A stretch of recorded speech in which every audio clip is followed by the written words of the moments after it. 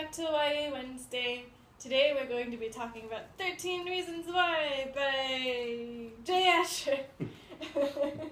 I'm bad at remembering all their names. But anyway, I loved this book so much that I read it in 2 days. It was amazing. It's basically about this guy, a high school guy named Clay, gets tapes, audio cassette tapes in the mail, and it has a note with it that says, if you don't listen to all of these tapes, they're going to be released into the world, and there's things on these tapes that you don't want the world to hear, so listen to them all. And it turns out they're from a girl named Hannah, who was from his class, and she had previously committed suicide 2 weeks ago. So he listens through these tapes, and it's kind of her voice telling these telling these chain of events that led up to her suicide. So, opening statements, John? You know, I also really liked this book. This was the second time that I read it. The first time that I read it, I was at my undergraduate school, college, and I, for some reason, wasn't in class. Wasn't playing hooky, but for some reason I wasn't there. And I went next door to Target, and I saw this on the shelf. So I was like, oh, this looks interesting. Let me, pull it out, read it. And I read a few pages, and I just got hooked. And for 2-3 hours, I just read half of the book. Now, Target, unfortunately, doesn't have chairs, so my neck started hurting, so I had to stop it immediately. And then I kind of forgot about it, and I went back to it when I was reading, this is going to sound strange, but I went back to it, I read a fan fiction, and it used the premise of the book, but different characters, and I was like, oh, what's this book about? And then I was like, oh wait, I read about half of that book. I need to find it, and enough time passed where I could actually get the soft cover, because the hardcover was really expensive. Oh. No offense to the author, but it was very expensive. I got it from the library. It was free, but I have to give it back. So I got it, I read it completely through, and now just a little while ago, I read it again for, I guess fully for the second time, and I agree with Anna. It was an excellent book. It really shows the message of how even a small, simple rumor or misunderstanding can snowball into something that could really affect someone's life. Yeah, completely ruin their life, in fact. And it also kind of shows that, the smallest thing can affect someone so much that they want to end their lives, but also that maybe you shouldn't allow something like that to cause you to give up. Because Hannah, as you go through her tapes, it's understandable how she ended up feeling the way she felt, and you can see towards the end her trying to look for some help and then just giving up. But I think that really it kind of showcases that, if people on both sides are willing to open up, then, certain tragedies like this can be avoided. For instance, Hannah did try to open up, but on the other side, people just fell down, and there were several times where people could have stopped her, and I think it's important for people on both sides to be able to handle these things. There's a certain almost terror that comes when somebody you love or someone you know says that they're considering suicide, and you kind of want to pull into yourself and say, just don't do that. There's so many things to live for, but that doesn't work if somebody's already made up their mind. Absolutely. Anna is referring perfectly to the kind of stigma that's attached to even just discussing suicide. Like, no one's saying, run out and jump in front of the train. Yeah, no one's saying that. But what we're saying is, at the very least, have a understandable conversation. One particular scene that we're referring to is when Hannah brings up the topic of suicide, not directly, but through, it's kind of hard to explain, but in the particular classroom that she's in, the students could it's kind of one of those peer mediation classes, and they can anonymously ask to have certain things discussed. Exactly, and when the topic of suicide came up, people were weird about it. I don't know if I want to say dismissive, but they were kind of offended. Yeah, because they were like, well, why if this person really wanted help, why didn't they put their name? And it's like, that's so absurd, because there were other topics that were also discussed, abortion and all these other things, and they didn't sign their names to it. So it's weird how they're putting a different type of criteria for suicide. And we see this often, especially when it's brought up in public schools, where the topic of suicide is sometimes successfully approached, but other times it's either danced around or they either go full condemnation. I don't know if you remember in health class, especially in, I don't recall if it was our high school, maybe our middle school, where they would have those big signs which said suicide is selfish or something along those lines. And it's like, look, if you're contemplating suicide, seeing that is probably not going to make you feel better. So that's probably not a very good way to approach the subject. And aside from the person actually, the person who's considering suicide, which in the book would be Hannah, it also, I think, is a good way to showcase other people's behavior as sort of a way to reconsider your own behavior. Because I will admit, like, I like to consider myself a nice person, but there are definitely times, especially in middle school, where I was a real shitty person. And you don't know how that fits into the puzzle pieces of someone else's life. And it could be the smallest little thing that just sends them right over the edge. Because especially, there's a scene in the book where there's a girl who had been friends with Hannah, and she started pulling away a bit, and then she comes back and says, oh, we should hang out again, do you want to go to this party? And Hannah's really excited because she missed this girl, and then it turns out the girl just wanted her for a ride.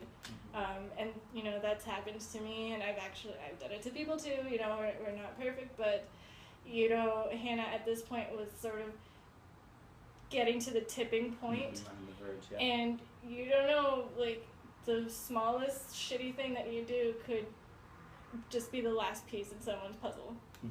Absolutely, and it's so important for people just to at least be reflective of how their actions affect other people, especially young people.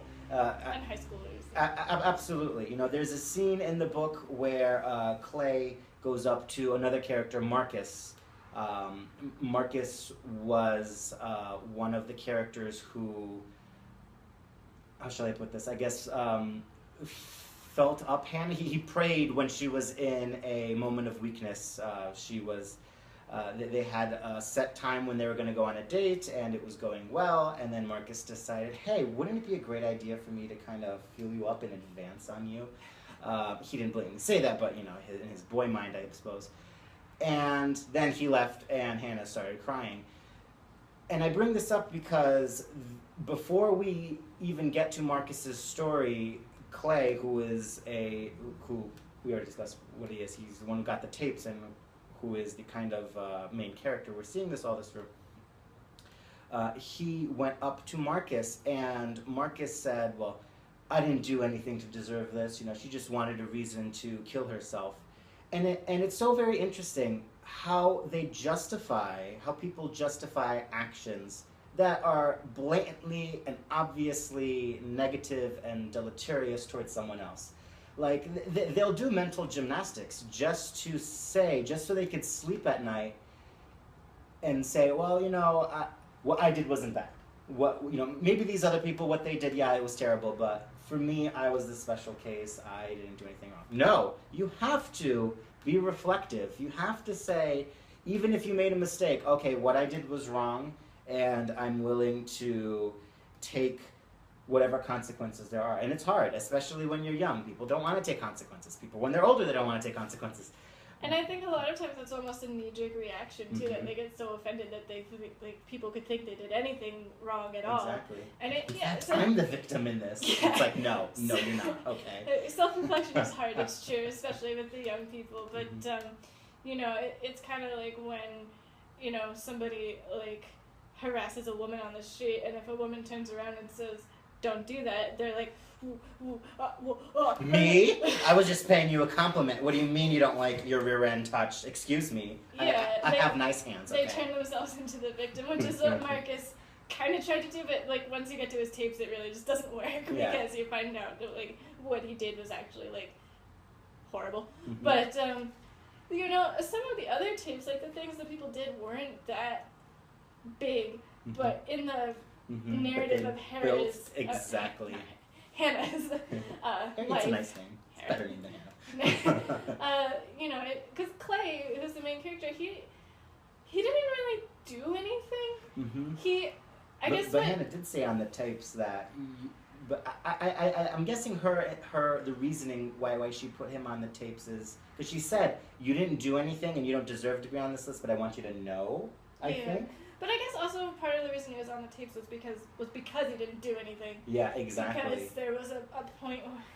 Okay, here's a tip for you. If you're at a party and you're making out with a girl and she like starts sobbing and like goes like hides in a corner, like make sure she's okay.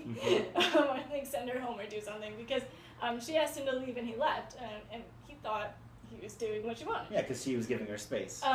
But sometimes you really need to make sure those people are okay, or at least get them out of the dark corner in like the bedroom in some abandoned house. Exactly, or at least ask her, you know, hey, do you have a ride? Do you feel safe being here when I leave? Because you're telling me to go away, and I go away. You know. But again, these are like 16-year-olds. Exactly. So it's hard to have this sort of reflection, especially like they've been drinking and exactly. Don't drink if you're underage, okay? And we were discussing this earlier, but like a lot of these things that snowball happen at parties, like big parties with alcohol. I don't remember that happening in high school, but maybe I was just lame and I didn't get invited to any parties. Well, yeah, because it brings up the question, you know, especially these super ragers that seem to be described in the book. You know, the more people you invite, the more likely it is for someone to tattle or likely it is for something to happen. So usually parties, at least from my understanding that happened in high school, heaven knows I wasn't really invited to many of them, but keep that between us.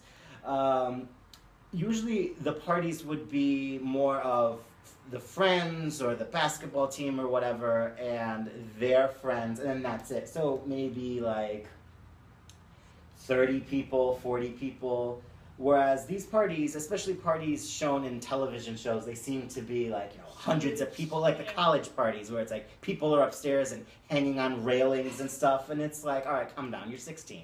Yeah. It's like, you have enough to this party had a keg in the pool.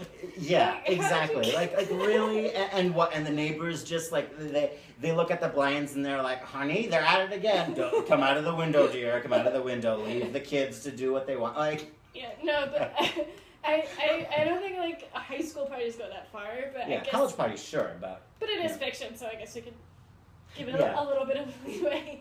I just always find it funny that these, especially in YA fiction, these things always seem to be happening at these like high school parties. I swear those don't happen, but maybe they do. I'm just not aware of it. Yeah, it might just be you know, like a writing trope, but then there's the question of is it used to the point of, you know, of excess, like, oh, there's a party, someone's going to be either assaulted or murdered or attacked or body snatched or something, so, you know, horror YA, but yeah. Yeah. I guess the other major thing I really wanted to discuss about this book was that a lot of times, or most of the time actually, you'll see a lot of things like if you have suicidal thoughts, you must get help and you can talk to these people, or we have these hotlines and whatnot. But Hannah, you know, she realizes that she's kind of going down this slippery slope here, and she goes to talk to Mr. Porter, who's an English teacher / guidance counselor. And we can't figure out if he's supposed to be like an English teacher who was thrown into being a guidance counselor, or if he was actually supposed to be like a trained guidance counselor. Yeah, was he certified, or was this one of those things where it was like, hey, this year you're also the guidance counselor, congratulations. No increase in pay though, no increase in pay. Yeah, so I don't know. I would probably guess it was the latter based on his behavior, because she doesn't say, I'm considering suicide, but she says it in enough terms that he kind of figures it out. Exactly. And he doesn't handle it too well. He basically tells her to get over it. Like, he's not just like, well, get over it, Hannah, get out. But he does say that, like, well, maybe it's easier to move on, and she gets upset and leaves, and he lets her go, and that was the last day she killed herself on that day, or like the next day or something. And I think that's pretty important, because sometimes you go and look for help and it's not helpful, and it's just showing how, like, the people in Hannah's life fell down for her. And, you know, it's easy to blame people who have killed themselves and say they never showed any signs and they never asked for any help. Maybe they did, and you, or not you, but like, so whoever they talked to just didn't know what to do or how to handle it. And that's not really either of their faults, because sometimes people just don't know how they can help, even if they want to help. So that's kind of a difficult thing, but especially in high school, you know, the guidance counselors at our high schools were like garbage, so. Oh God, don't get me started on that, yeah. So, you know, it's difficult. It's really difficult for high schoolers. So I think this book is good because, you know, it can really give them something to hang on to and realize, like, I mean, this is a fictional character, but, like, they're not the only ones who, like, this is happening to. Absolutely, you know, and you know, going back to Mr. Porter, you know, I believe he was under the impression that she was sexually assaulted rather than suicidal, but still, you know, the idea of him giving the choice of, well, we can either press charges or you can get over it, like, neither of them are in any way helpful to her situation. He never took the time to just sit down and say, you know what, Hannah, even if we don't accomplish what you want today, even if we don't solve your problems, or, you know, we don't get through the concerns that you brought me with, at the very least, I want you to know that my door is open. I'm here for you.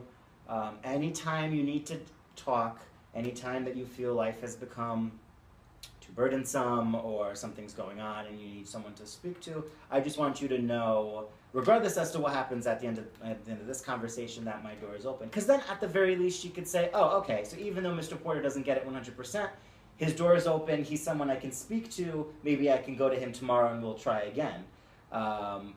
Because it's hard, especially as a high schooler or as a young person, opening up your feelings. So had he had the door open, the proverbial door open, she might have been willing to go back. But with his very bad approach to the situation, she was just like, well, that's that. I tried. Time to go out. And Mr. Porter, don't you think the second she came out of your door, you should have paged security and said, warning, warning, someone's like suicidal, coming about to go out the school doors. Get her. We need to, like, because you're right. She may not have came out to say, I'm about to kill myself, but she made very strong indications, and you're a mandated reporter when you're in positions of power in an educational setting, whether you're a teacher or you're a counselor, especially if you're a counselor, an administrator. So he had, at least I'd like to think, he had an inkling that something was wrong, so he should have, at the very least, told the other administrators, told the parents, conferences, meetings, you know, and maybe not all right there, because that might have freaked her out completely, but at least showed something that he was at least following procedure. And that's why me and Anna discussed before, you know, is he just a teacher that was thrown this position? Maybe he doesn't have the training, because if those tapes do come out, his career's done. It's over. So had he followed procedure, maybe it would have been like, you know, although I tried to help her, she killed herself, but here's my paperwork showing I followed, you know, the rules. And I did what I could. Yeah, exactly. Because we're not saying be perfect, but at the very least, be better than that. Yeah. Okay? Be better than that. Yeah. So like I said, I really enjoyed this book. I would 100% recommend it. Apparently, according to John, who is trained in education, they're not allowed to teach this book in schools, which is stupid. Yeah. Because you would think that, you know, if someone was going through this, it might help them out a little bit. But so if you're in school, tell them. Yeah, tell them. It's not so much that they're not allowed to, but I think with any controversial book, teachers are unlikely to teach it. Some teachers are unlikely But I to wouldn't teach even it. call this controversial, like at all. But in the school district, it would be with the subject matter because, and me and Anna had like a really long conversation about this before, but with books like this, especially YA books that are kind of looked down upon in the school district as, ooh, it's not real literature. Books that bring up issues like this, especially happening in a school, are touched with such kid gloves that either they're taught, but in such a way that is so defanged and like desubstancized, if that's a word, or they're just not taught at all. So I can see. I don't want to say that these books are like banned via law in the school districts, but I think it would be hard getting these books to be taught in the school districts only because people would be unwilling to approach the subject, because then it's, oh, well, what if this brings out a particular comment in one of my students who I was worried about, but it wasn't quite at the edge, and now we have to worry about this particular student, which is a good thing. You want to help the students, but sometimes it's the politics. You know, the parents come in, well, I don't want my student reading this book because they've had difficulty in the past, and this book might put them on the edge instead of helping them, which makes no sense, but whatever. You know, or you know, the administrators might say, well, you know, certain parents may not want their children to be exposed to this because it makes them upset. Therefore, you know, what statement are you trying to make with this book? It's the same thing with Unravel. Unwind. Sorry, I get those mixed up. With Unwind, that we discussed 2 weeks ago, that book too, even though... Sorry. Okay.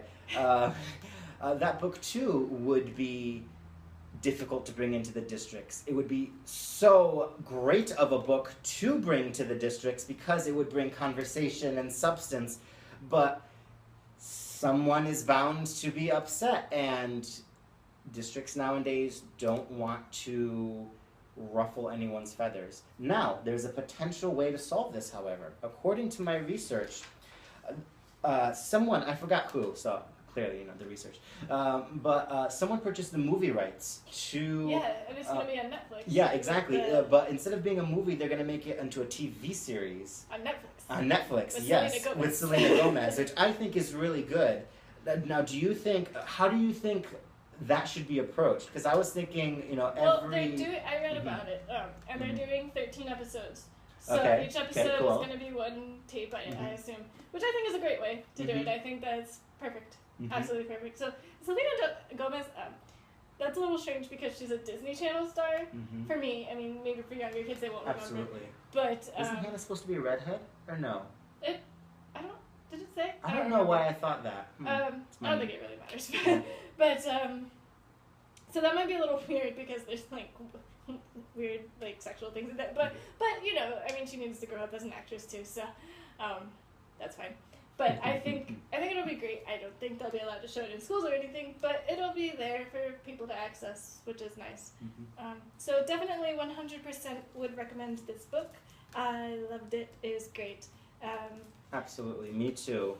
Yeah. Yeah. It's by J. Asher, and it's a mainstream book, so you can find it in the library, bookstore, Amazon, wherever you buy books. And try and get your teachers to teach it. Be an insurgent. Yes. Bring good YA lit to the schools. Yes. So this has been another YA Wednesday. Thanks for joining us. Thank you.